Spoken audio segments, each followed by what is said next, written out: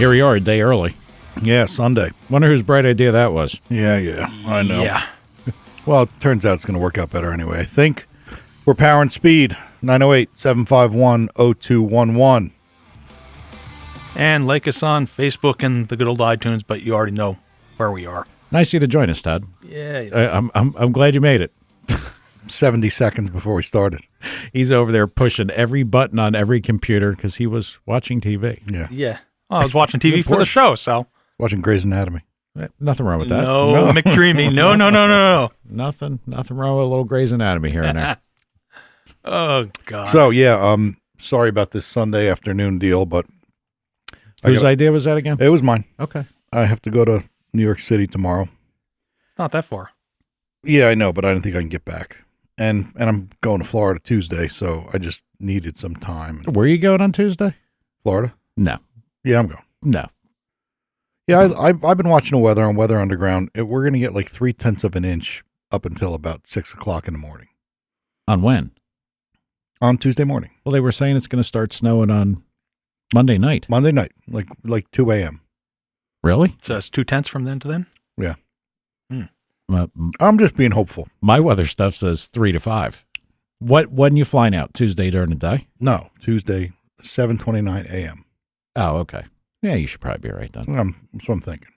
I'm hoping. Okay. I'm gonna have to give you a little baggie of money. Oh, to bring with you. I'd imagine that's probably the best bet. For Tim? Yeah, do that. So we'll do that. I thought you were charging for hot nut bowls now or something. Good call. Good, Ted. I like it. It's maybe you should get here a little later. You're a little more wound up. You're a little more lively. A little witty. Yeah. A little nut bowl comedy. What do you got going on in Florida? Gainesville, NHRA. Oh, yeah, I forgot that was happening. So I'm going into Orlando because it's easy, and I am going through Daytona again. So okay, I'll stop and see Tim one way or the other. All right, sounds good. Yeah. All right, today we actually have a good one. Yeah, this is probably going to be a lot of fun. At least for me, it will be. Phillip Data, and he's from King Engine Bearings. Yep. Now, I will go on record and say I did not use a lot of King. Never did. Yep. Cleveite, Michigan, Vanderbilt, and Vanderbilt. You're old. Yeah, I guess I am. I still got a couple boxes of them kicking around. We always had good luck with Vanderbilt. When they stopped making them, everybody wanted them. Everybody went nuts. Yeah. It was like the CK10 ordeal. Yeah. When they stopped making the CK10, all of a sudden their price went through the roof for used ones. Yep. I don't know what made them better. And I know that Cleveite reintroduced like a V series. Yep. But I don't think they were any good. Like, I don't think people were using them. You were saying that, and I don't remember them being good or not good, but I do remember people not wanting to use them. Yeah. Because they just weren't Vanderbilts. Yeah. And they were ugly, those things. Yeah.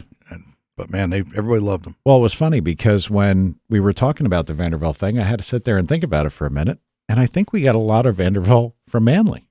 Yeah. I think that's actually where we bought it from. Yep, you probably did. So, there was probably, a void in the bearing market. And, King's been around forever. And there was, certainly no offense to King. We just never used them. But now it looks like they are kind of the guys. Yeah. They're doing good things, big things. They were the first ones. I don't know if you remember me telling you this. This is actually before Phillip's time. I was dealing with them working out bearings for the oversized crank bores for a Subaru, because it's a big disaster to cut them down and line hone them or line bore them, because then the belts get long and it's just a mess. So they make like I think a 3 and a 5 over OD bearing for the Subaru. Oh, to make up for a larger housing. Yeah. Really? Yep. It's badass. That is a really good idea. Yeah. Yep. I actually work with them on that. Okay.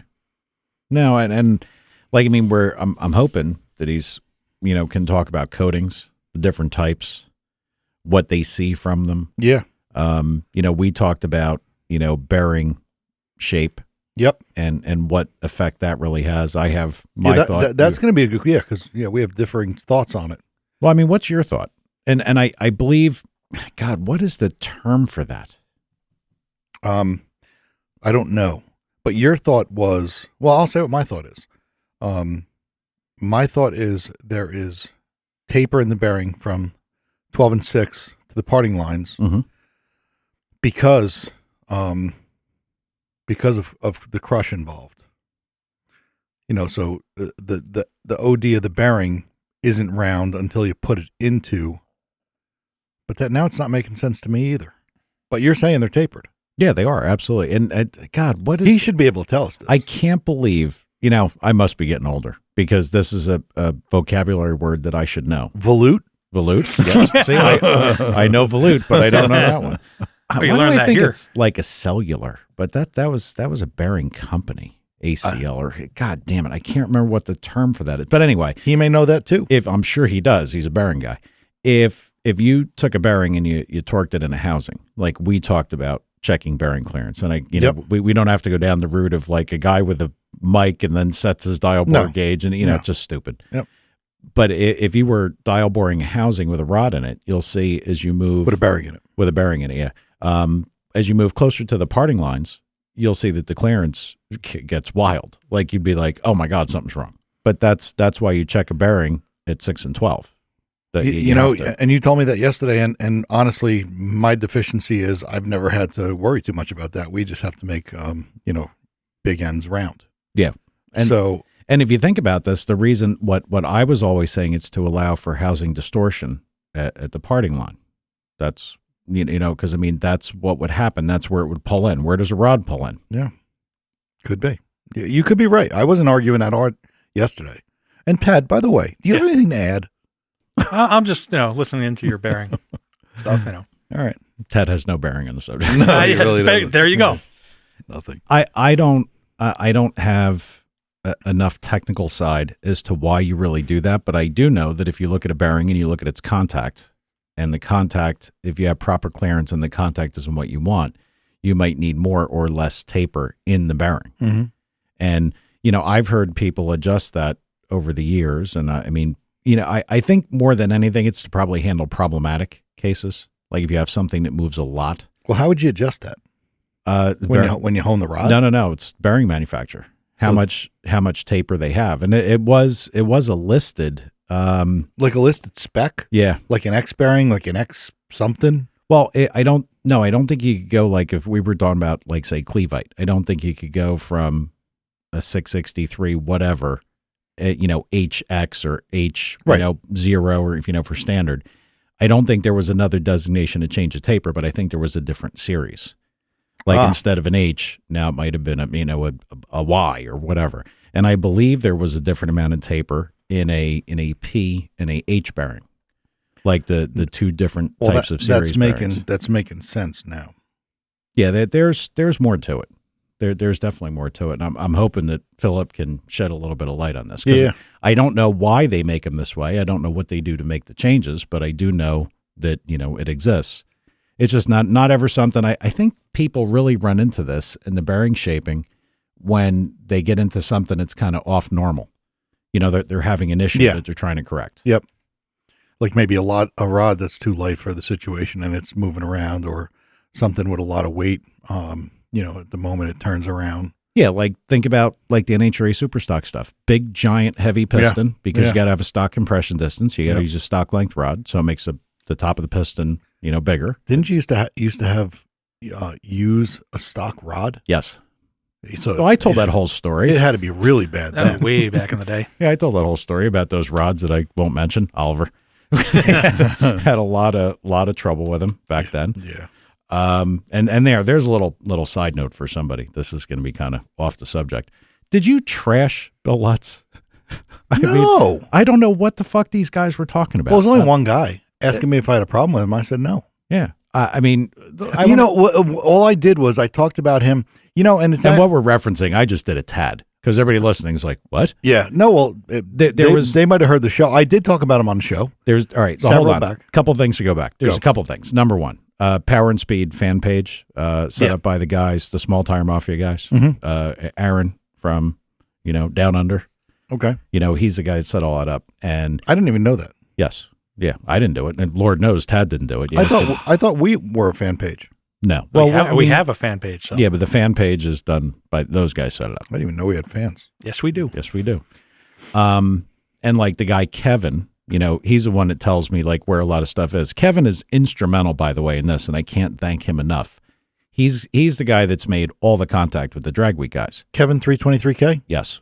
He's probably got a Woody right now. Probably. Yeah, he Go, Kevin. I got mentioned. Yeah, he's the guy that got us in touch with all the Drag Week guys so far. He's a cool dude. Jason, all these guys. Yep. I mean, the whole reason and Chris, the whole reason that all these guys came to be is because Kevin reached out to him because, he's been around this. So, big thanks to Kevin. Hell yeah. But on the fan page, there's a whole thing about, Bill Lutz and where's the hatred, what's with the hatred and everything. I want to go on record. I don't know the guy. Never met the guy. I don't either. I wouldn't know him if I fell over him. And since I don't watch that stupid Street Outlaw show, everybody says he's on there. I wouldn't even know him by face. All right, here's the deal. Several shows ago, I don't know how many shows ago, but it was many. I did say something about the top sportsman type cars or, pro mod cars they drive. And then I said something about Lutz that it kind of annoyed me that he got into the show. He's not from Oklahoma. No, and PA. He's from Pennsylvania. Okay. So, and I don't know why it annoyed me. Probably because I'm me. But you are really, I know. People call me the curmudgeon. They really don't have any clue here. No, you're a curmudgeon. Don't play like you're the nice guy. I might have social anxiety and a little bit of a hermit, social misfit. Yeah, but not quite as bad as you. You've been a little. I'm not a social misfit. I'm just untrusting. Yes, that is of mankind. Everybody that possesses 2 feet and can speak. Yeah. Well, continue, Thomas. So anyway, I was talking about he probably paid his way in. He did Chiefs car to get on the show and yada yada. And actually, I kind of probably have to suck it up and apologize a little bit right now because last night I was watching a show from 14, and he was on the show. Now, he still doesn't live in Oklahoma, I don't think. No. Is that a prerequisite? Yeah. And they said it. Yeah, they said Tad, you could just go get a prepaid cell phone. No, Boosted GT. This show last night was actually quite enlightening because Boosted GT, the yellow Mustang, is from Texas, and he wanted to get on the list. And Chief was like, "You can't get on the list. You're not. You're from Texas. You got to live in Oklahoma." And he's like, "Oh, come on, man," or whatever. They interacted, and so then Chief says, "No, you can't." And he walks out, and Chief's like, I feel bad because he's a good racer, fast guy, small tire guy, kind of blowing him and everything. And 2 seconds later, you hear a truck horn, and Boosted pulls up in his white pickup truck, pulling a little pop-up camper. Oh, yeah, that one. I remember that one. And they start laughing, and then it's the New Orleans race where they let him come to New Orleans with him. So on that show, Lutz is on it in 14. Chief's saying that you can't be on the list unless you're from Oklahoma. But anyway, I got nothing against. I don't know Lutz either. Yeah, I don't know. I mean, maybe people took it personal when I was saying he shouldn't be on the show because he's not from Oklahoma. He's from Pennsylvania. But whatever. It's a fucking radio show. We're talking shit. You just trashed the whole TV show. Now everybody's going to think it's fake. So no, I'll tell you what. They're not going to think it's fake because we did have a show about the show, and that show was the farthest thing from fake because I went there. So, but you're not from there. You're killing me, Ted. Yeah, I went there in my Viper. Yeah, if you remember correctly. I don't particularly watch it. I wouldn't. I mean, I watched it in the beginning for about 5 minutes and just I don't know. Well, lost a little bit of interest. Yeah, the show last night was pretty good. But anyway, there's nothing. You know what? I'll call Lutz. Okay, I'll try to get them on the phone. I don't know if they can come on because they have their own podcast. Okay. Albeit not nearly as good as ours, but whatever. All right. Well, I mean, whatever. I just wanted to clear it up. I just said that out loud. They got a fucking TV show. Yeah, well, I don't give a shit. You think I care? No, I know you don't, but. Well, that's what you're pushing for a little bit, Tom. Didn't you want us to be video here? We will. All right. Well, are we ready to learn about some bearing stuff? Hell yeah. Because clearly I need a little bit of education. Same. Philip, are you there, sir? I'm with you. Fantastic. Hey. Wow, sounds good. Hey, Phil, Tom, how are you?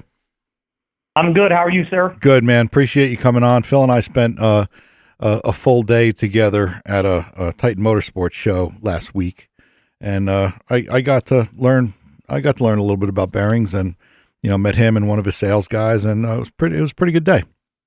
80 degrees, sunny, little breeze. It was a good deal. Isn't that when it was like 18 up here? Yeah, That's nice. and we were down there. And you want to really be pissed off? Phil was one of the judges of the bikini contest. Mm-hmm. I mean, I was asked, but I always turn it down because Manly's I don't know, whatever. How good was that, Phil? It was pretty good. I'm glad that I could offer the magnanimous gesture, to help them out. Yeah, I mean, you got to do what you got to do. You got to take one for the team once in a while. The same way we had to during the rough weather, That's right. 80 and sunny, it was a tough day. That's right. We all have our crosses to bear. So tell us, Phil, how did you get involved with King? How long you been there? Give us your story about how it all started. I've been with King now for a year and a half. I came from a gasket and seal manufacturer, same national sales role before this. Was looking to get with something that was a high-performance piece, something that was very technically sound, very well-respected in the industry, but up and coming, with an ability to grow and to be able to grab and capture, new items, new markets. And that was really the fit here with King. That was the lure, to want to come here. And, timing is everything. I was, looking to leave the organization that I was, with previously at the same time that they had an opening here. 9 times out of 10, it all comes down to timing. And it really wound up being, such a good fit here. So many of our current customer base were people that I had worked with here previously. So I already had long-standing, and well-established relationships. So it was really a nice, seamless transition. Just having to come over, obviously, from gaskets and seals, to learn bearings. But being a car guy myself and having a passion for this, it's not too difficult to pick up. Well, it's not the easiest information. It certainly isn't rocket science, either.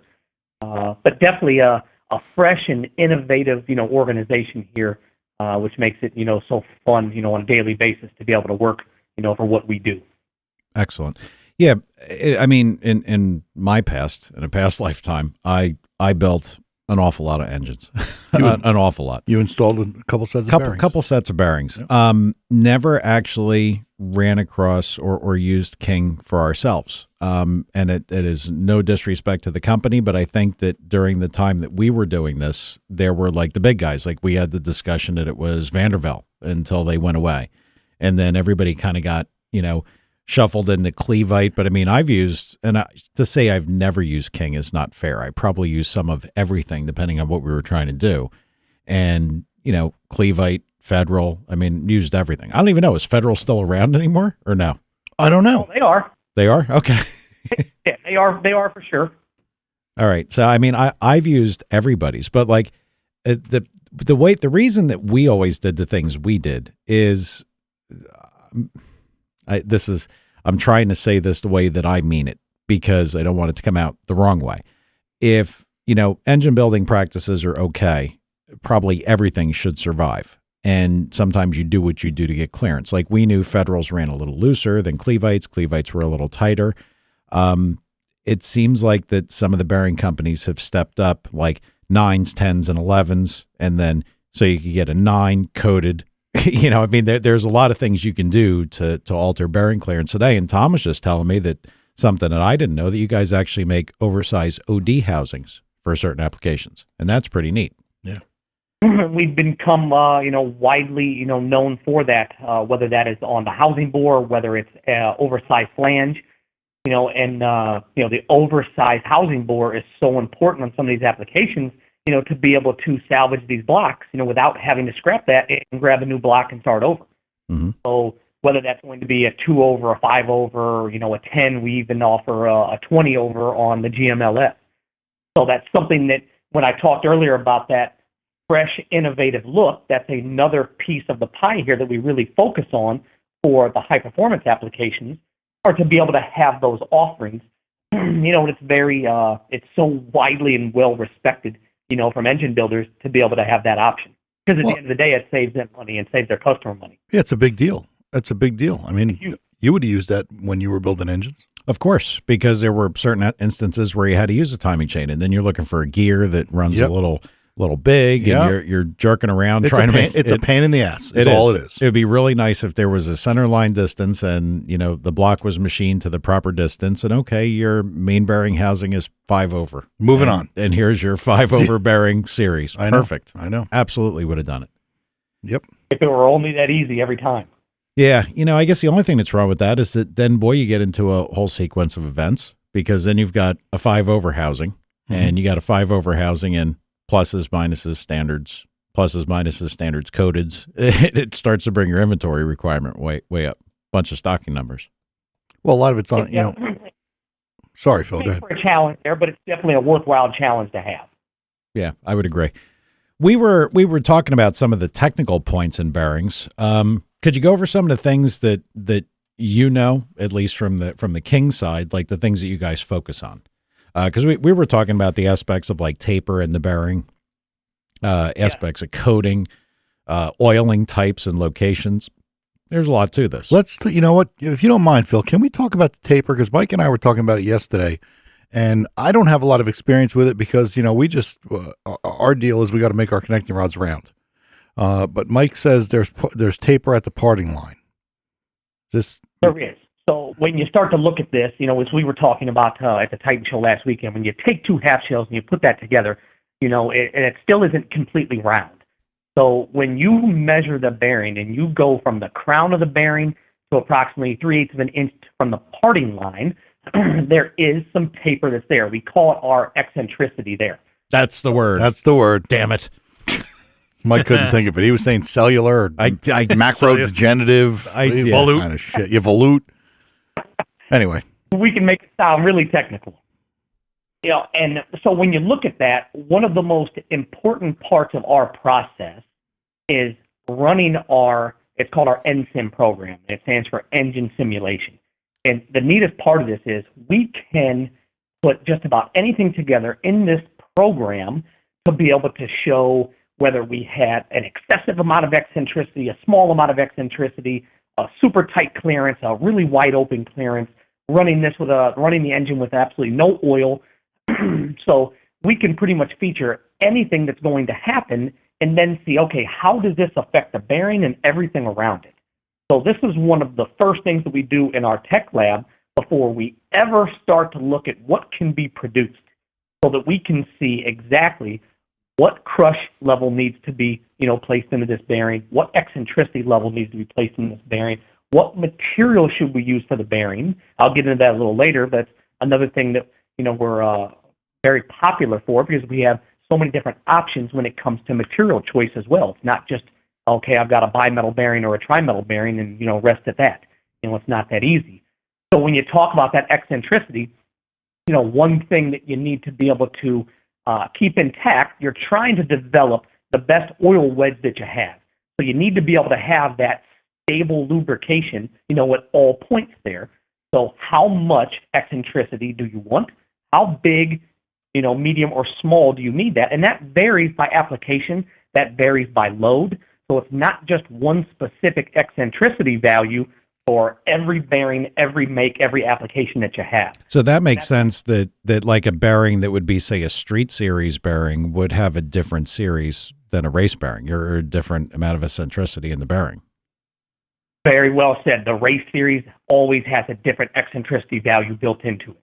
You couldn't have hit that any more squarely on the head. Thank you. And that's such an important part here, of that bearing design. He's all happy now. Would have been happier if I could remember the damn word. Hey, that's all right. We're all getting older. That stuff seems to elude us. Yeah, true. Well, it kind of fits Mike. That proper amount of eccentricity is key. Another piece that you look with that, when I get people, so often that say, well, when I'm centering this bearing and I've got my locating lug or my tang here, and I need this so that we can lock this bearing into place, because the last thing I want to happen is, gosh forbid, this bearing's going to spin inside the housing. And it's such a common misconception, because that locating lug is there just for that purpose. That's for location and centering. That locating lug does not hold the bearing in place to keep that from spinning. And when you torque this down, having the right crush height for that, and then the radial pressure that is applied when that bearing is going round to round is what holds that in place. That lug does not keep that, in the housing. And I don't know how many times, I hear people say that, because we have gone in certain applications, to a lugless design, or what we call our smart lug, and move, your notch from the, inside of the, bearing wall to the outside, so that we don't have a possibility of oil seepage. And it's so many times people have said that. I've heard people say, "Oh, well, the dowel in my rod, or the tang stripped off my bearing, the crush pressure and the frictional interference is what keeps the bearing in place. It has nothing to do with those little tabs." No. That was a really good point that we've never talked about during the bearing side of things, but crush is crucial. Probably one of the most crucial things, probably next to bearing clearance. Very much so, because you can have the best material, the best coating, the best eccentricity. You can have all of the values that make a performance piece. You can have the proper, oil groove. You can put everything in this. But gosh forbid your crush height is off and you spin that bearing. Everything else is out the window. It was all for naught. Mm-hmm. Mm-hmm. So that's such an important piece of that. But I'm glad you've heard that as well, because we've had individuals that have actually purchased our sets, and they'll call back, to our tech line and say, "Hey, I think somebody missed, the locating lug on the shell. I don't see it here. What'd you do with this?" And they say, "I don't know. This is never going to hold in place. This thing's going to spin in a second." And then you start to have that conversation with them, if that is there for location and for centering. And you should see some, wide open, eyes and ears if you can only see it through the telephone. But you definitely have some shock responses. Well, what about the pin? Sorry. What about the pin and aluminum rod? I mean, I've always thought that actually did hold the bearing, because aluminum rods grow so much more. Took my question. Sorry, Tad. It still goes to, the same amount there. So building this, where I wanted to touch on later, because, we are such a different organization when it comes to our race series, because traditionally, to get an H bearing, that comes in a tri-metal form. But here at King, we offer both a bimetal and a tri-metal race series, which is so different. So being able to have that once again for the proper eccentricity level and then crush height is what's going to, keep you centered here for that bearing not to spin, and not to be out of alignment. Obviously, your clearance is going to be, another subject here, and that's always a touchy subject, because, you and I got to speak about this last week. We actually had the same customer come up to each one of our, tables side by side. Yep. We kind of looked at each other afterwards like, wow, if it were me, I would definitely want to open that up a little bit. So that's one of the most common questions we receive on our tech line daily, is wrapped around, the proper bearing clearance. But that varies, as you know, from each application, what parts you're using. The same way you can't say, well, I run this oil, I run this rod, I run this block, and it has to be this way every single time. It's not as easily said to wrap that up and make it so simple. I don't know if you remember that same conversation when the guy was running less than 1,000 clearance on that. Yep, I do. He was having issues with. Yep. What was running less than 1,000? No, these guys look at factory specifications. And, oh my God! And I think he was a Honda guy, and he makes he was crazy power. I don't remember, but it might have been 800, 700, and he's talking about 8/10 or something like that. Yeah, because the book said 8/10 to 1. Yeah, so that's where I need to be. That's where he needs to be. And and then the oil that he runs as well. Because you run such a thick weight on such a tight clearance. Yep. He says, "Hey, I'm having an issue here," and when we both opened up the idea to him, and he looked at us like we had a third eye and we were an alien almost. Yep. It's crazy. So having that conversation is, difficult sometimes, because you're trying to tell somebody that they need to look at it in a different fashion, or God forbid, you're not going about this the right way. So it's not always the easiest message to communicate to somebody. But as soon as you start to ask those qualifying questions, whether this is an aluminum block and aluminum rods, and what's his viscosity and what's his clearance, and you start to get a complete picture of what his setup is, then at the end of that, you start to offer suggestions so that he can have a different outcome. Because the most frustrating part of that was he kept going back to the well the same way with the same bucket and doing the same exact thing, receiving the same response and then saying, what the heck is going wrong here? Well, when you've done this 3, 4, 5 times and you're experiencing the same issue and you haven't changed anything, it's time to look at something a little different. Yeah. Well, I mean, now there's something that I don't think I've ever had to confront as an engine builder. What do you do if you have a new generation or a new product, a new engine that you're working on, and you've got a factory spec? I mean, I think Tom and I have had discussions about this a bunch of times when I've said something like, well, I've never worked on that. What do you think the bearing clearance should be? Well, what do you think it should be? You know, kind of like normal ranges, and you start there.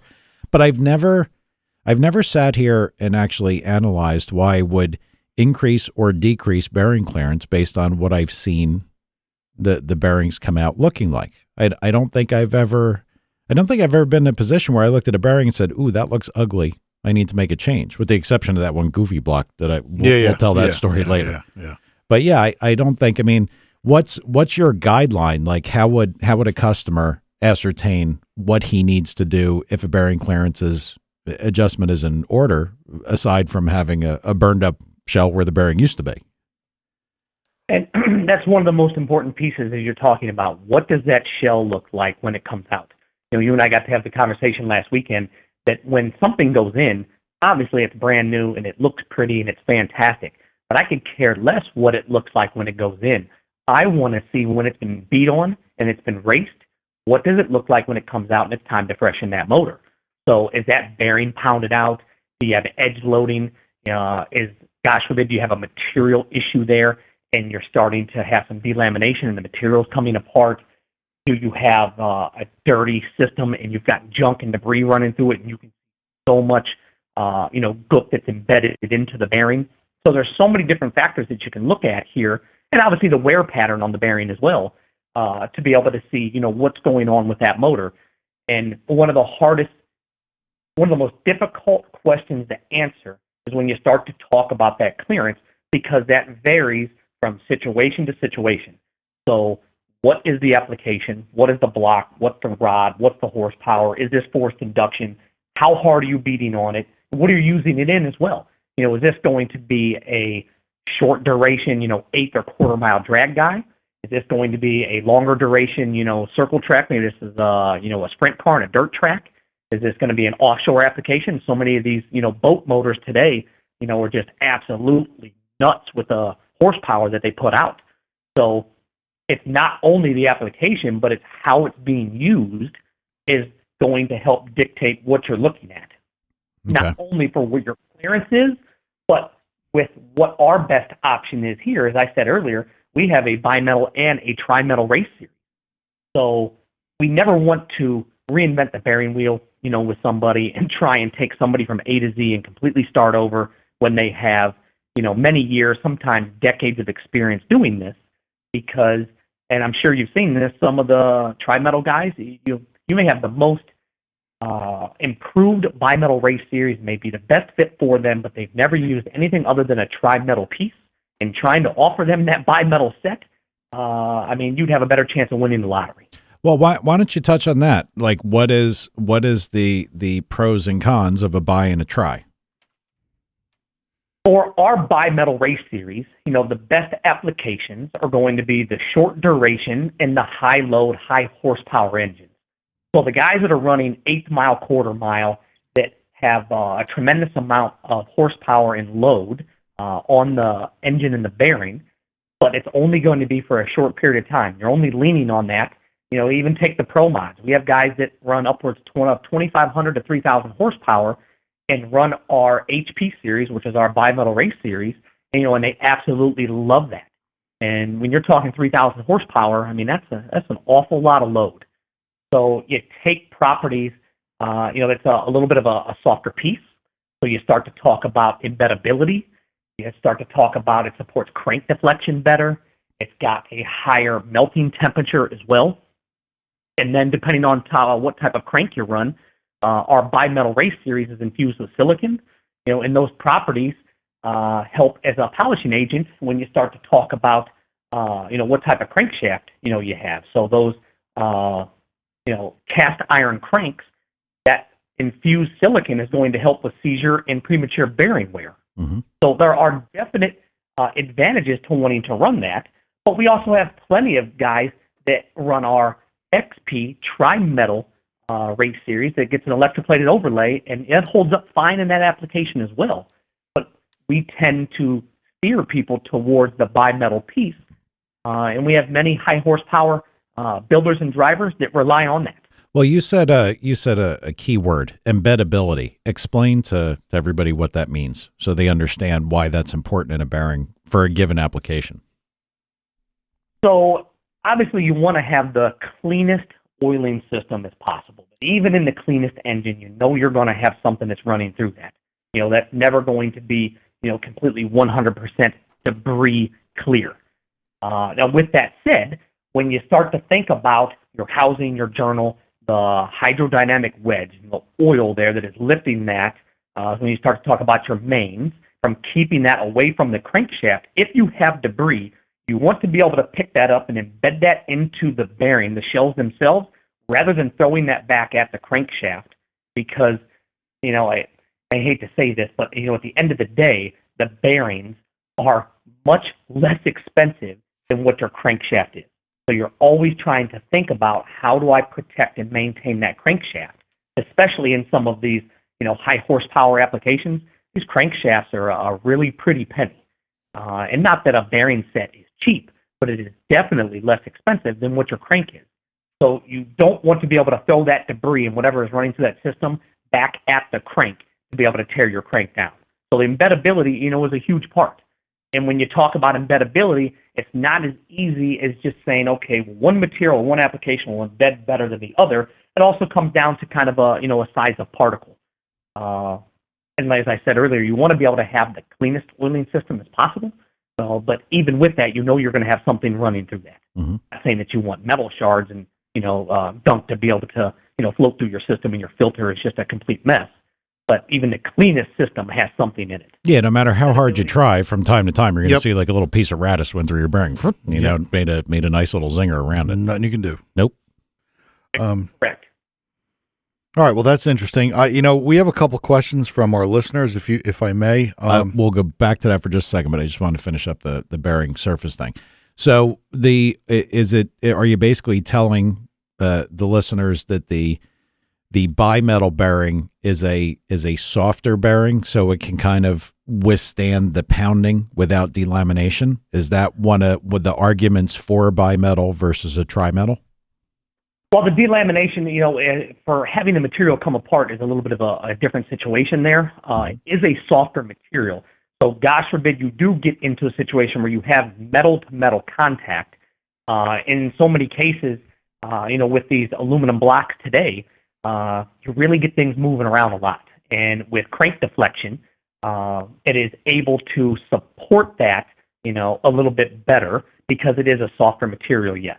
Okay, gotcha. But as I said earlier, these are in applications to where, yes, it is high load, high horsepower, but they're short duration. Mm-hmm. Somebody is going to use this in an offshore application or circle track. Anything that's long duration, we would want to steer them towards the tri-metal piece. Gotcha. Got it. Okay. So now listener questions.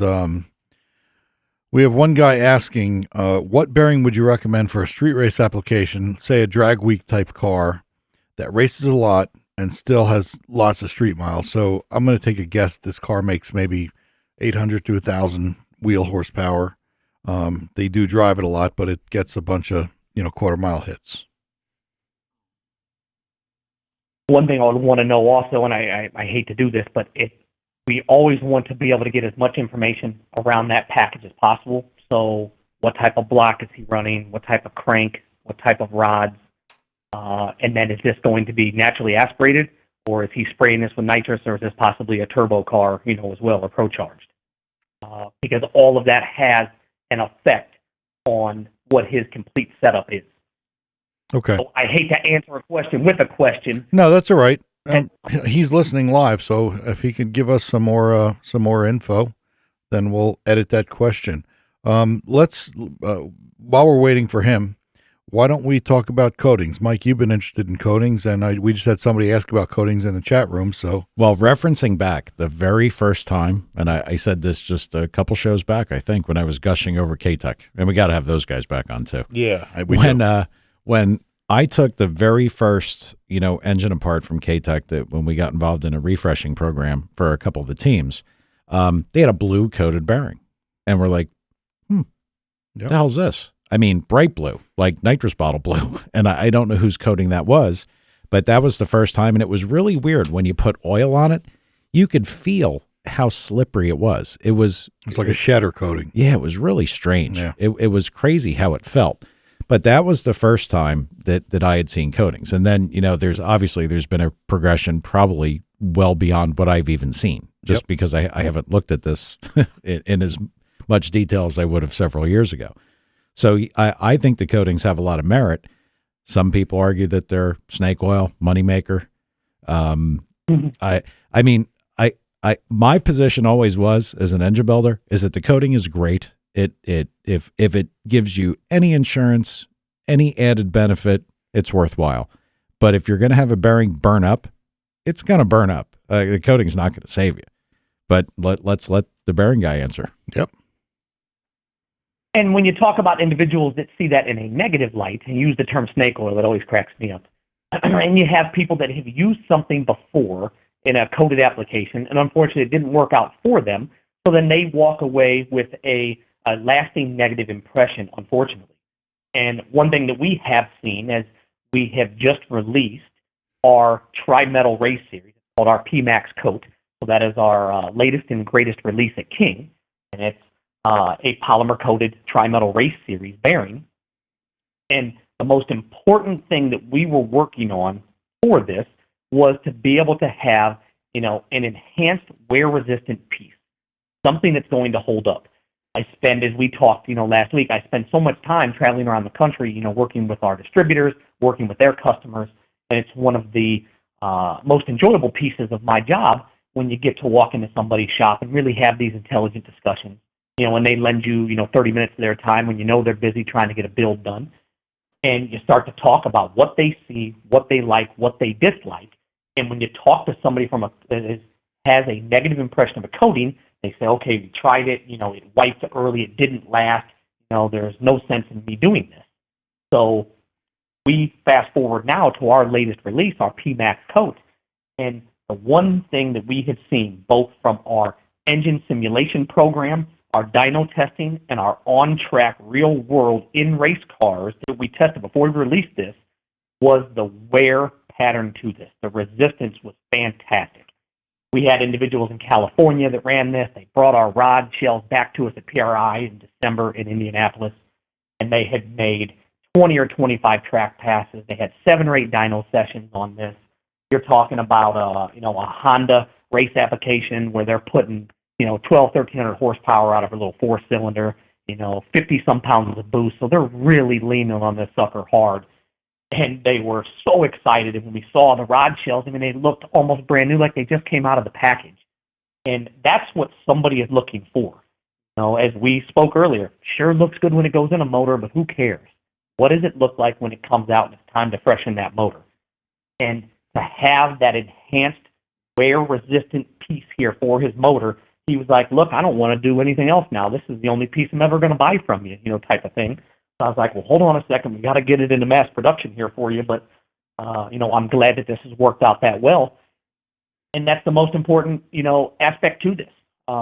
You start to talk about clearance earlier. Well, one of the most dangerous pieces when you have a coated shell is you're setting your clearance to whatever, you deem appropriate. 1.5, 2, 2.5, 2.8, whatever it may be. But when that bearing is coated, so 2/10, 3/10, 4/10, however thick your coating is, you have to apply for that, obviously, in your setup to achieve your desired clearance. Well, gosh forbid that coating is going to wipe. Where is your clearance at now? And not everybody opens the motor up as frequently as they should, even in some of these high horsepower racing applications. They're just not freshening it up as quickly. So if you had your clearance set to X, and you had to account for 3 or 4 tenths for your coating, and that coating is now removed, Well, what do you think your clearance is at? Yeah. So obviously alters this tremendously. So you have to have a piece that has that wearability to that. And that is what we have put into real world practice here with our PMAX coat. I'm not saying that you can grab this and run this for 10 years straight and just beat on it, but it is going to hold up so much better and so much longer than anything else that's out there right now. It's been absolutely eye-opening to the people that are, running this right now. Now I'm going to ask you questions as a guy who was going to buy bearings. like if you had wandered in and said, "Hey, I'm the guy from King. I want to sell you bearings." If you offered a coated bearing, how do you handle the sizing? Because you talked about, the 2 or 3 you pick up from the coating. Is your standard 2 to 3 shy? Because I guess what I'm trying to ask is, you're bearing a shelf bearing that gets coated, or is it a bearing sized accordingly in mind to, now we're going to coat this bearing?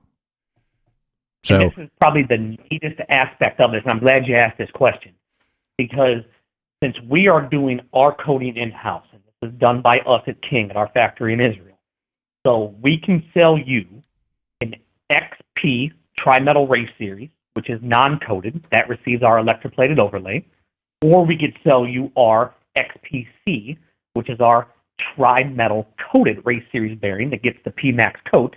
And the neatest thing about that is, both of those sets are going to have the same wall thickness. So the dimension does not change, coated or non-coated. So we can give you a coated bearing set with no additional thickness on the wall. do you know how huge that is? I mean, every engine builder should pay attention to that. Huge. Because, I can tell you that part of the reason that we used the bearing types that we did, and jerking around with different brands and everything else, was to get exactly what we were looking for in clearance, without having to always constantly adjust housing size. Yep. And the biggest thing is that, let's say you were using a Federal, and used a Federal because you wanted something that was sitting a touch looser, because you knew you were going to use a coated Federal. So now you get the coated Federal. Now it's too tight, son of a bitch. Okay, now you go get a Clevite, and you get it in an X coated. So you hope it, because it runs loose. You know what I mean? This is Before you know it, you got 7,000 bearing hafts laying around that are all open and all got gauging lines in it, because you're a nut if you're concerned about doing it properly. And that's only for one engine. Yeah. So that's this is, from an engine builder perspective, that's an excellent idea, that you know what you got when it comes out of the box, whether it's coated or not. Yep. That's great. It's a number. It's such an important piece, because, as you said, not only is it an additional set that you may have to dig into, so you have an applied cost right away, but it's also your time. In so many of these shops that are only, a few people, or even some of the larger shops that they can't get through all of their builds, in a timely fashion, the last thing that they want to do is have to spend another 2 or 3 hours monkeying around with something that they shouldn't have had to do if they could receive a properly sized set out of the box. And time is money to these guys, and that's, their time is extremely precious. So to know that your clearance is going to be set at 2.5, and you have bought your bearing set here, and you know that from shell to shell, it's going to be consistently sized as well. Not only having the no added thickness, whether you're going to have an uncoated or a coated set, but to be able to have the most consistently sized set is so important. And that's one thing that we hear when we're in the field is, well, I used brand X or I used brand Y, and I had to use 2 sets. I had to dig into this because as I was going from journal to journal, I couldn't keep my clearance. Well, it's something that you have to have, and that is something that we are widely accepted as, all pun intended, is the king when it comes to sizing. We have the most consistently sized set in the industry. And I don't know if you do this. I don't know if we got to chat about this when we were at Titan Show.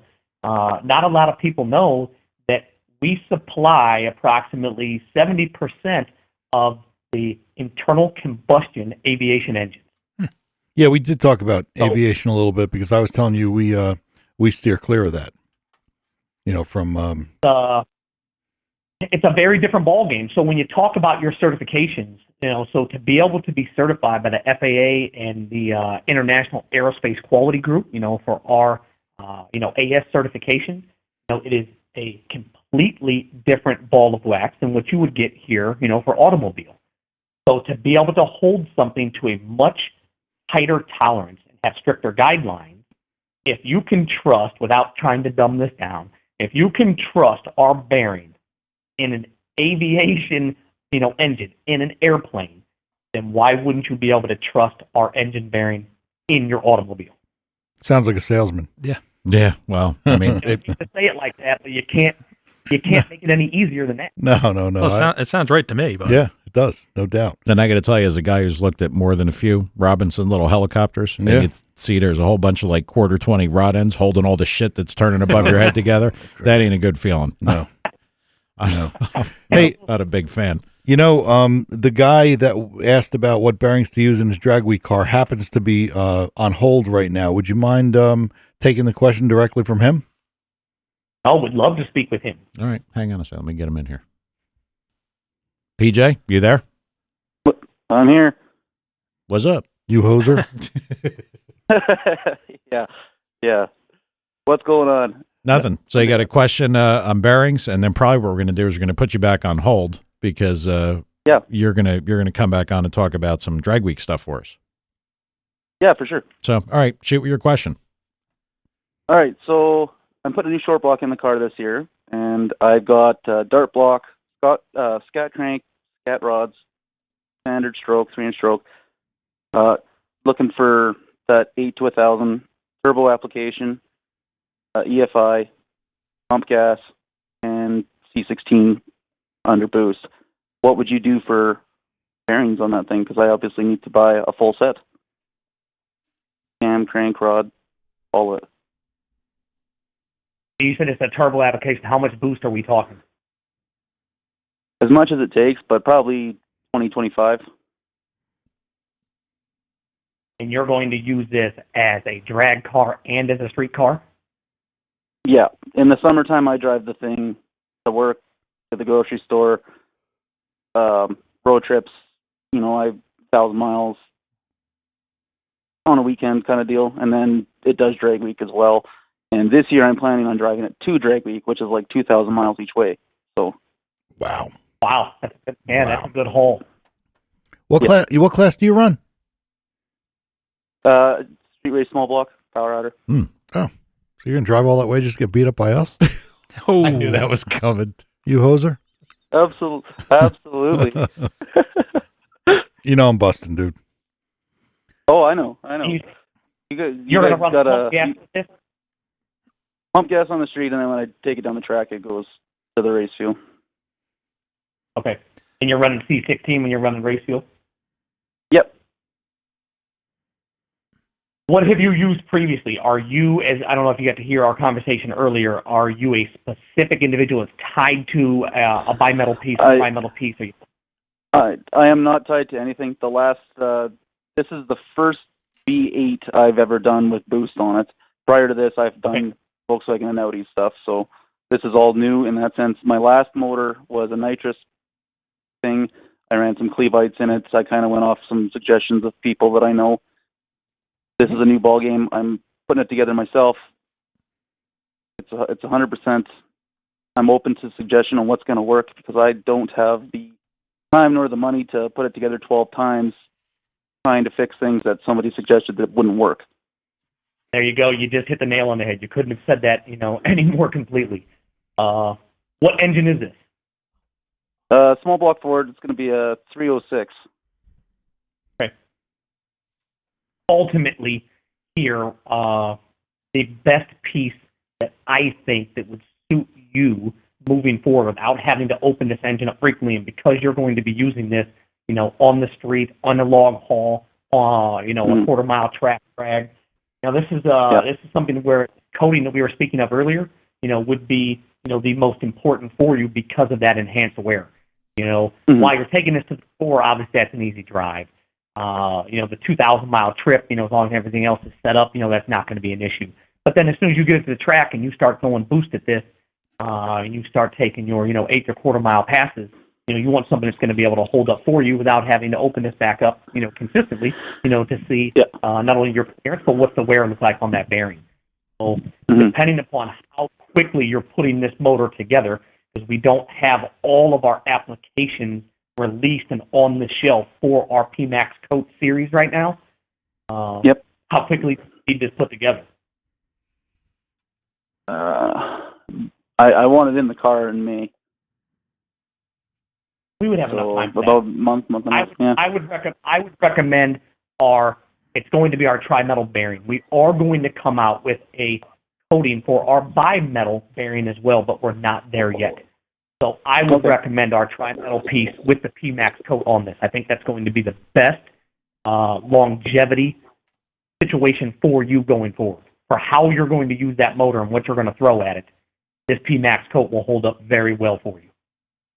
Perfect. All right. Hang in there, PJ. We'll grab you back in a few minutes. Hang on.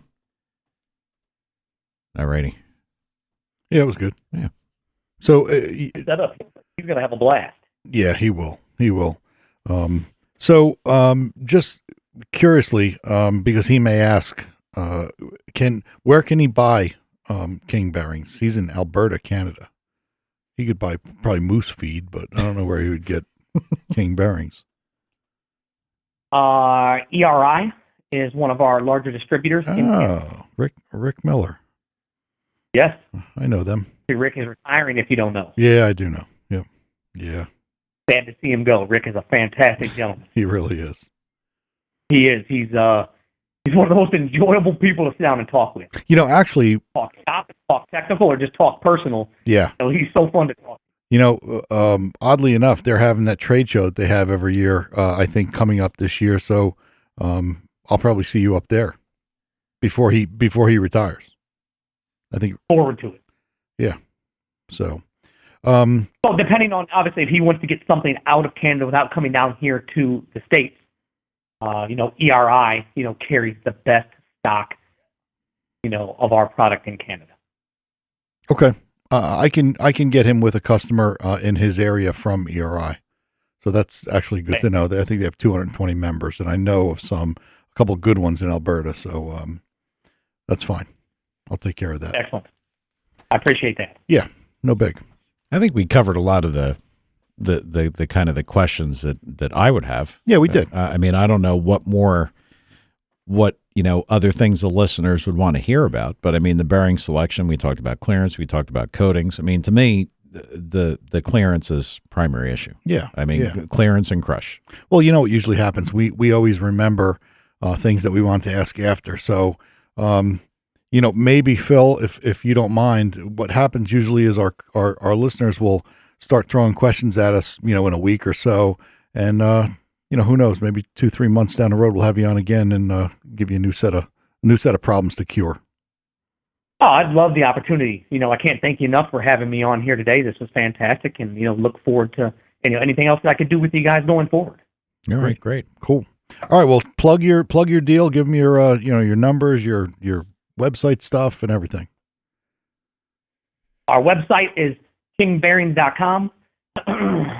As far as any of the information to look for that we covered here today, we try to be able to be as technical as possible and post that on our site as well. The same way if you're looking through any certain applications in our e-catalog and our lookups on our site, so you can go through the different sizes, different options, race series, OE, what's coded, what's not going to be coded, what is dialed, what's not pre-dialed. One thing we didn't get to talk about earlier when we started talking about innovation, so many of the, the dialed rod bearing sets, that we have now, that, can barely keep on the shelf because, they sell so fast.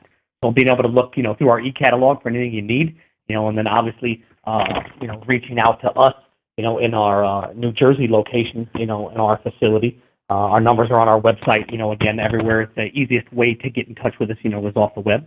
We look forward to, whether it's a technical question, application, as you had earlier for your specific individual, just want to know, hey, what's going to be my best setup here?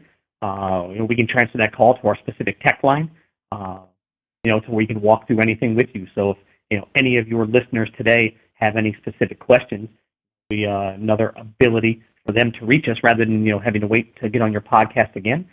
They can call our 800 number, to be able to get to our specific tech line to say, hey, this is what I have. What do you recommend for this? Or God forbid they had an issue and are having a problem like the guy that we met at Titan. Would love to be able to walk through that as well. with somebody to be able to say, hey, this is what we think you should be able to take a look at. Sure. Okay. Do you guys have the bearing, and I don't want to use the term stereotypical, but like the stereotypical, does your bearing look like this pictures chart on your website so people understand like what their bearings are telling them when they come out?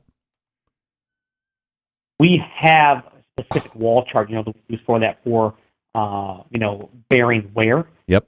Don't know if they're listing that on our website or not. That's something I'm going to have to take a peek at.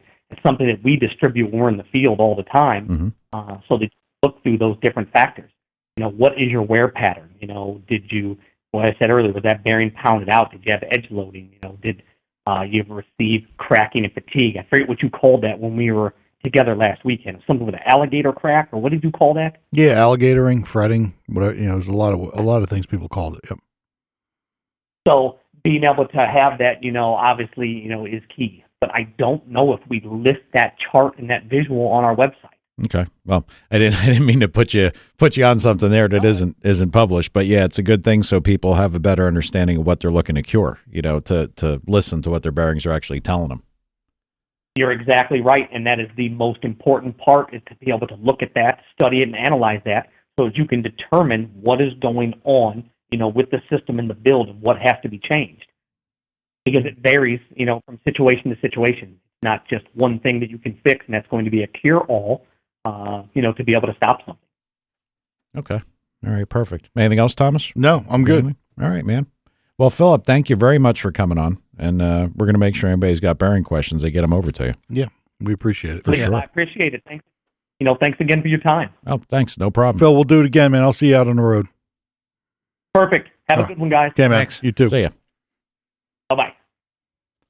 I feel bad calling them out on a bearing chart if it's not online. Yeah, no, well, But it should be. It is cool. That's a good thing to read. It is. That's a really good thing to know because it tells you what's going on. That's some interesting information.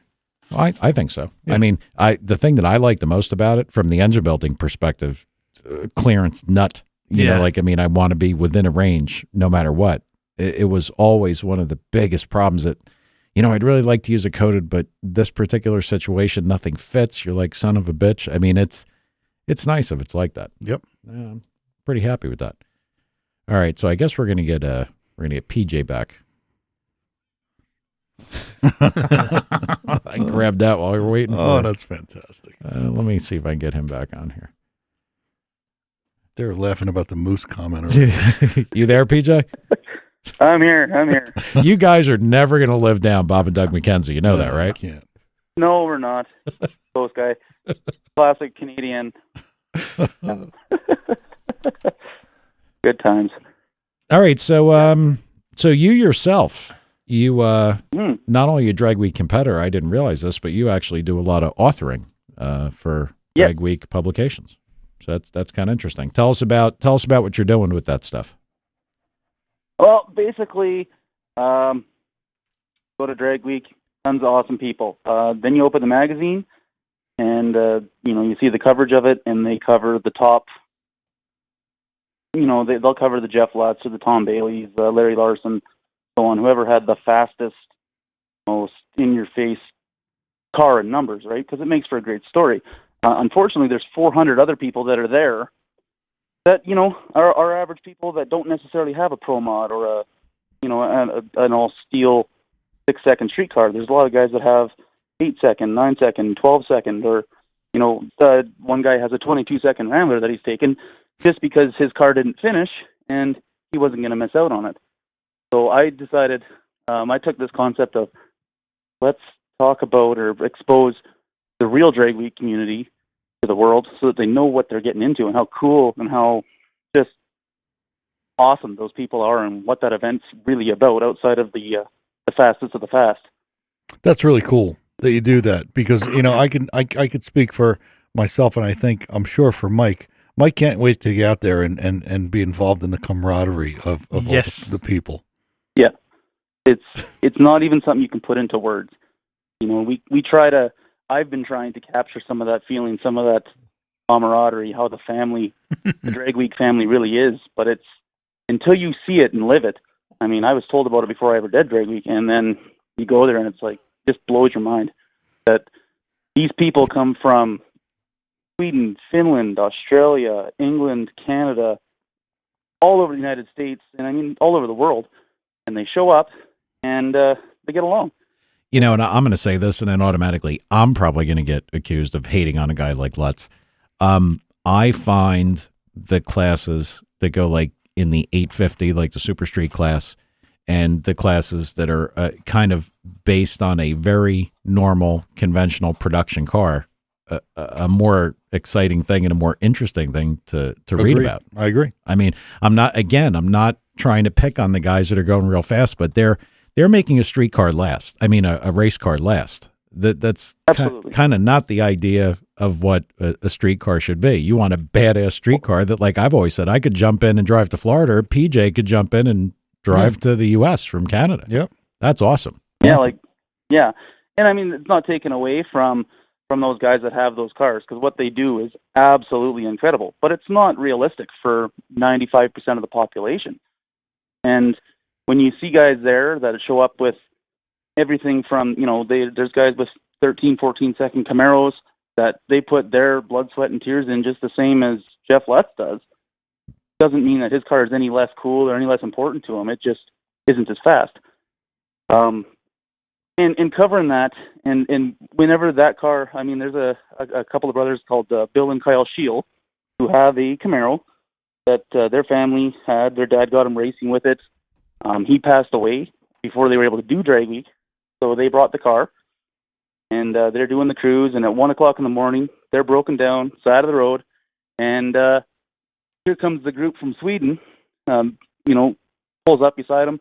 They're running, there was Magnus Frost in that group and a couple other guys, and, this is an Opel that runs 6-second car on nitrous, and, oh yeah, we got a part, they're on the side of the road, hanging out, making it happen, just getting them through, because that's what it's about. It doesn't matter what you drive, how fast it is, how slow it is. If it's a Chev, Ford, Dodge, Mopar, Toyota, they're there to get you through, and everybody's together in that goal. And it's unique because you don't go to any drag strip across the country and see people so focused on a goal for not just themselves, but for everybody else there. Because the win at the end of the day is getting through the event, not just setting the fast time. I think that's amazing. You could be in the middle of Heartland, USA, and a guy from Sweden pulls over. Yeah, and says, yeah, I can help you. Yeah. Actually, I was thinking about one thing though, real quick, because Mike put new front leaf springs in his Excursion for his plow, and he offered to pay me money to do it, and I was like, I wasn't into it, and I witnessed him getting dirty under his truck doing it. Now he's talking if he has to do one thing to his Corvette, he's giving up and going home. It's like yeah. Well, he says that now because. I said that last year. I was like, because to do the transmission in my car, I had to pull the motor. I couldn't get to the top bell housing bolts or nothing. It was motor pull. And I was like, if I hurt the tranny, because it was a C4, so I was concerned. I took the nitrous off the car, actually, to keep the transmission alive. But if it came down to when I left, transmission goes, I'm done. I'll just find a trailer. I'll get it home. And then when I was packing up my tools, I grabbed the C4 transmission rebuild kit, and I stuck it in the toolbox, into the parts box, and I went down there. And when I was there, it hit that point where if my tranny went, I was going to rebuild it on the side of the road. There was nothing that was going to stop me from finishing. I'll have to introduce him to FUD. Get in with that group. You're not going to let yourself fail because everybody's pushing to do it. Well, there's certain things that just can't be done on that car. So Absolutely. We have a transmission trouble. Tough. We're not going to... It's a Corvette. It's tough. But, if it's something that can be done or people figure can be done, you're going to push to do it. Listen, I mean, if we get a nail in one of our tires, I think we'll be able to handle it. Oh, yeah. If Tom chips a fingernail, we're going to keep going. Yeah, we're going to have to. I'll bring spares. Acrylic press-ons? Yeah, you do know you're on my shit list for some of your fucking wise ass comments a few seconds ago. I know. Did you ever see that X-Men thing where the guy has the glasses on because if he takes them off, it would burn a hole through your head? I was wishing so bad I could do that. I don't mind fixing something simple that goes wrong. And by simple, I'm not, somebody had said, well, what are the things you wouldn't fix? I'd fix anything that was within a reasonable Don't start making a list, because we'll have listeners with lists. Yeah. And if something happens to the car, they're going to say, they'll run over with the list and say, hey, you said you're going to fix this. Yeah, well, I mean, on anything that takes a lot of aggravation, time, or A torque wrench? or money, I'm not doing. I mean, because I'm just not. I'm not going to do it. Yeah, No, we torch a head. We're not going to Indy cylinder heads. I don't think. No, and guys have done that, but on a Corvette, it's not quite as simple. On drag week, we've seen, Bryant Goldstone's under his car last year, polishing the crank with emery cloth to make passes. 2013, Scott Brown torched a piston and pulled the head off in the pits and said, anybody out there in the world, and Brian Loans announced it on the live feed, looking for a piston and rod for a 5.3.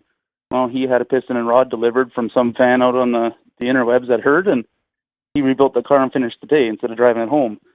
We've seen, numerous guys have torched heads. Last year, I ended up driving to Detroit to get a valve for a guy who dropped a valve, and then I lapped it in the passenger seat of my car on the way back to the track. So there's lots of stuff and lots of people that are willing to help you, and because of that, it's almost, you get this in your head where if I don't make at least an effort to do this, I'm kind of giving up. Jeff Oppenheim lit the car on fire, had 10 people supporting him, getting the car back together. And although he didn't officially finish drag week, he made it to the track.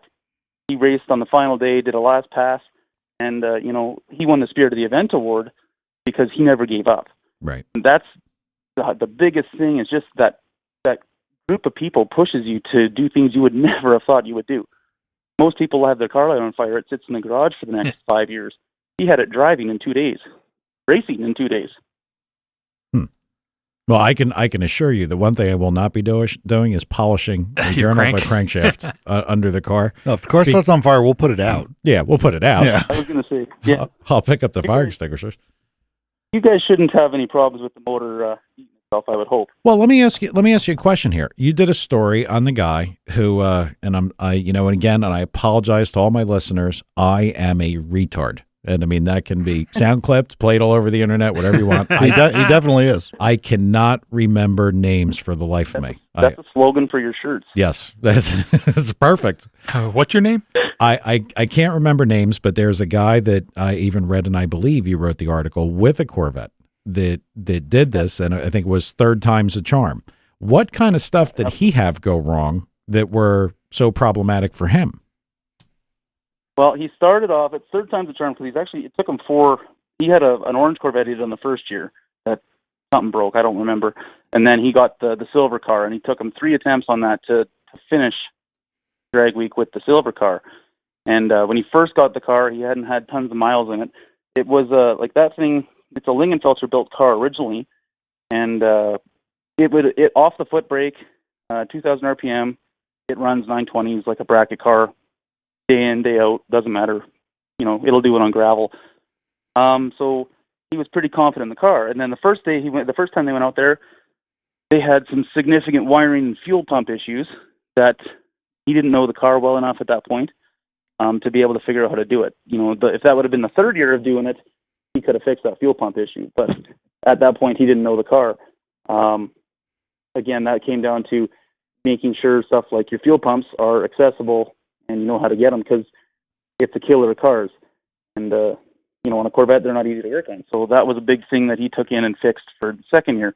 The next year they put an RPM 4L80 conversion in the back of it, did all that, and then day 2 had some really bad radial shake, and it actually cracked the servos in the transmission. Mm-hmm. And when they hit the road, it wouldn't shift, it wouldn't work. So not being tranny rebuilders and being a Corvette, that ended their event there too. Prior to that racing, he's got a big radiator in it, and sitting in traffic, it gets pretty, like he's getting 235, 240 degrees. Driving, and it's got a big, he's got a vent on the hood out of the engine, and it's big fans, big radiator, and it's hitting 240, sitting just in traffic while we're driving on drag week. He torched a head gasket because of that on one before drag week. It's a combination of a lot of little things packaged into that car that make it tough. But, he had to put a big radiator in it, big tranny cooler in it, way bigger than the stock stuff, better fans, keep it cool, because as soon as you got those turbos going, there's so much more heat, it just get up too hot. So he's dealt with that, and upgrading the fuel system, making the pumps a little bit more accessible and easy to get to, because that's killed them too, and countless other cars. And the transmission one, well, there's nothing you can do about that. Yeah. Then that's honestly my biggest fear, because it seems like it is like the axles too. Yeah. Well, basically, driveline in that car is what I'm worried about. I mean, I probably should be worried about fuel pumps, but I'm not. Using an in-tank, or are you doing an external? In-tank stuff, and it's going to be, well, let's just put it this way, creative in-tank. Not really worried about it. Yeah, it shouldn't be too much of an issue. But. And and I said this to somebody the other day, and I'm not picking on Aeromotive or any of the companies that make the external pumps, but I guarantee you, companies like Bosch and who's Worlborough made by? Is it Airtex or whoever, whatever? Yeah. I guarantee you, those guys have much more research and development time and budget in their fuel pumps than probably Airtex does. Yeah. Than Aeromotive does. Yeah, I run the Bosch Series 044s. Mm-hmm. They're nice because they're an OEM 911 pump from the old CIS cars. And like Matt Blasco, there's other guys with Matt Blasco who's got a Dodge Dart 572 Mopar twin 94s. The thing on the dyno is made 1,000 at the tire. He used to run, he's upgraded this year, but he was running 5 Walbros in series on a fuel rail to run that. So, and he never had it. He ran that car like that for 15 years and never had a problem. Well, I mean, to me, again, this goes back to the core. And like Tom got a little snarky with me the other day because he said, you might want to clam up on some of your theories here because you don't want to tell everybody everything you're thinking. I don't give a shit. I think that, again, the basic premise that should be followed is we're making a reliable street car very fast. We're not going the other way around. You wouldn't buy, I would never in a million years think about buying, a drag race, balls to the wall fuel pump to put in a street car and ask it to drive all over the place. I just wouldn't do it. They don't make it. They're designed to flow a huge amount of fuel for a short amount of time, and then you bottleneck them down on the street drives when you're using, a 16th of what those things put out, and they overheat them and kill them. Mm-hmm. So, they don't work so well. The fast guys that need that fuel typically have 2 different fuel pump systems or fuel systems in the car. So they have a street fuel system, which is typically a Walbro or some Bosches or whatever, run into a tank in the back, and then they have a faster, the big fuel pump and everything else, and they switch it over to put it down the track because those big pumps don't last on the street. Okay. They're not designed for it. So we'll figure it out. When you're looking at those fast cars, the difference in thought of how they have to be put together to work is a little different than what you or I are doing, which is taking a street car and making them fast. And simple is typically the way to go. And you'll see a lot of guys are, what's the absolute lightest part we can put on it? Ugh. Well, the absolute lightest part isn't designed to do lots of road miles. Yeah. They're designed to do an eighth or a quarter. And, you do an 8/4 mile pass at 200 miles an hour, that's great. You do 1,000 miles at 50 miles an hour, they fail. Yeah, and I had said something about some of the real serious chassis guys that are going in the sixes. For something specific like drag week, they might want to be shopping at like a circle track shop instead of a drag race spindle shop. I know. Well, they're not in our class, so it doesn't matter, Tom. You can settle down. So, we're gonna. What's that guy's name with the Corvette? What's his name again? Travis Ray. Okay, I'd like to have him on. Kevin got me his phone number, and I think you might have even assisted with that. I haven't got a chance to talk to him yet because the idea here is we'd like to get maybe one drag guy on a week to kind of follow up with what you're doing, because I think a lot of these guys, they got cool stories. They do. Yep. Oh, absolutely. And every there's a lot like Jason Dosher and that Anything Automotive group down in Texas. Awesome guys. Got some really, really cool stuff, really good guys, lots of personality. They're a hoot to talk to. They got really neat stuff, and it works. You've got guys spread across the country that are from all different types of walks of life and types of cars and different interests that all have the same end goal. So, Richard Guido, who he's up in Red Deer, does drag week, drives it down. He listens. I'm sure he's listening now. He is. He's answering, yeah. He's a Pontiac guy, drives his car. He's got some good stories.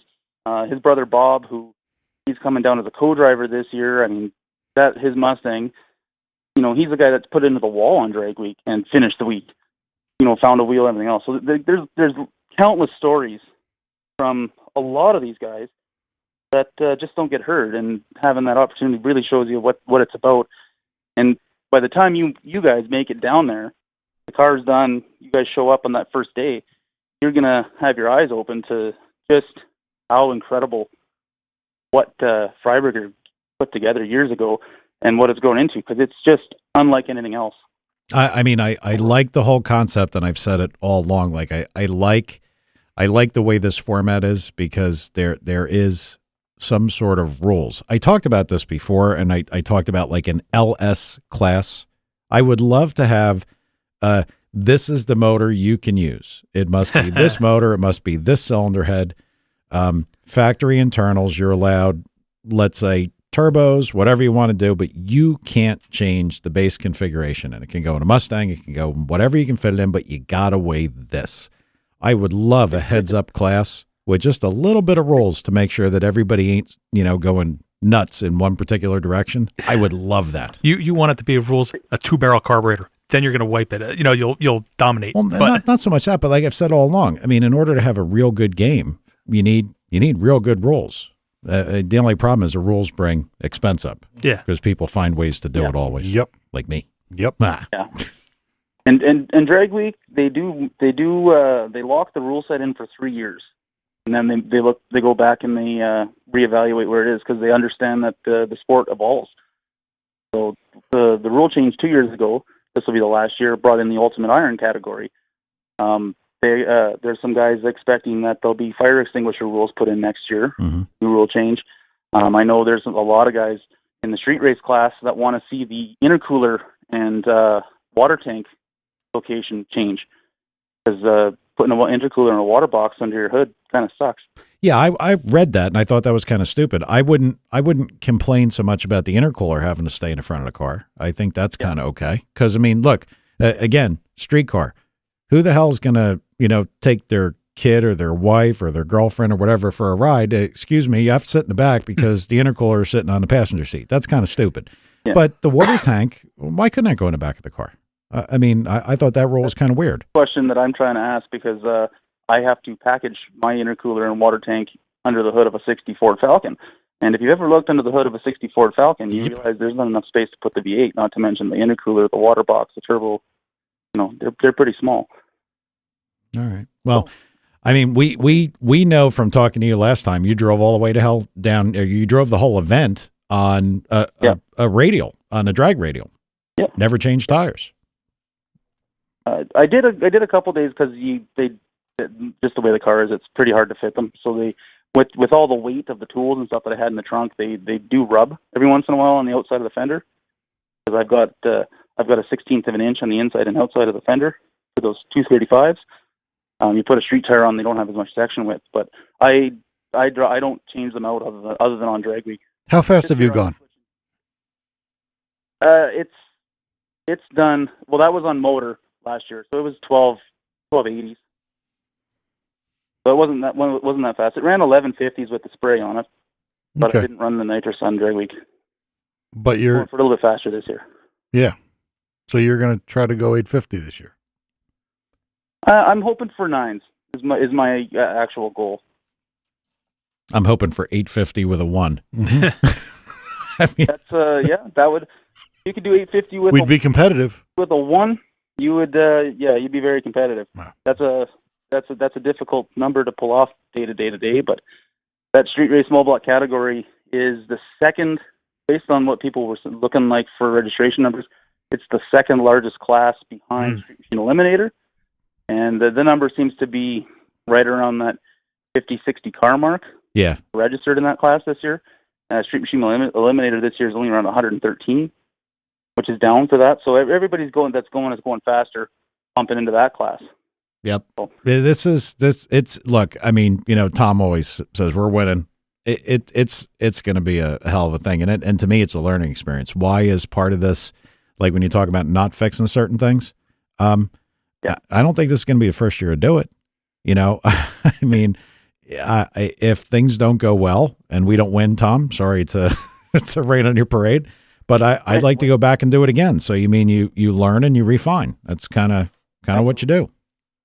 Absolutely. I mean, that's what a lot of people do, and for some people, it's a matter of pride. If you go down there, you have a really competitive car, and something happens, and you don't quite make it to where you need to be, you get that fire lit under your ass to go back and prove that you can do it. Mm-hmm. Other guys go down, and they just have such a good time that they just can't say no again. And there's everybody in between there too, right? I just understand that for where I'm at, technical ability, money, going for that 850 every day isn't this year. Won't rule it out in the future, but this year it won't happen for me. But that doesn't change the fact that I'm going to go down there and I'm going to push, and I'm going to have a good time and finish, and try to make sure everybody else gets through too. Yep. Well, we're definitely going to see you there, buddy. And yep. I hope so. And I wanted to say that I think what you're doing with all the Drag Week interviews with the kind of I don't want to use the term badly because I'm one of them, the little people of Drag Week that are not going 6-0s. I think that's a great deal. I think that's awesome. Yeah, well, I mean, a lot of those guys don't get a voice because they don't have the time or the money or the car or whatever. So it doesn't mean that what they do is any less incredible or any less noteworthy. It's just, I mean, it's the publishing industry. You can only have so many guys working on so many projects on so many cars. And, being able to give those stories, bring those stories to light has been awesome for me. All right. Awesome. Well, I don't know. I'm sure I speak for everybody. Looking forward to seeing you there. And hopefully we'll give you something to write about. Well, I'm sure we're going to give you something to write about. Good or bad. No doubt about that. I just don't know what way it's going to be. It'll be a little of both, probably. Yeah. We'll have something for sure. Yep. I'm looking forward to it. All right. Anything else, Thomas? Nope. Thanks for calling in, and just keep the Drag Week guys coming. I think it's good for all of us. And PJ, if you got guys that you think have a particularly good story, get them out to me, get them to Kevin, because again, Kevin's been instrumental in this. With Kevin, so perfect. With Kevin, I'm trying to get him some people and some contacts. He's made some calls, so there will be some pretty cool people coming on there in the future here. All right, awesome. All right, thanks, PJ. Awesome. Thanks, man. No problem. Thanks, guys. Thanks.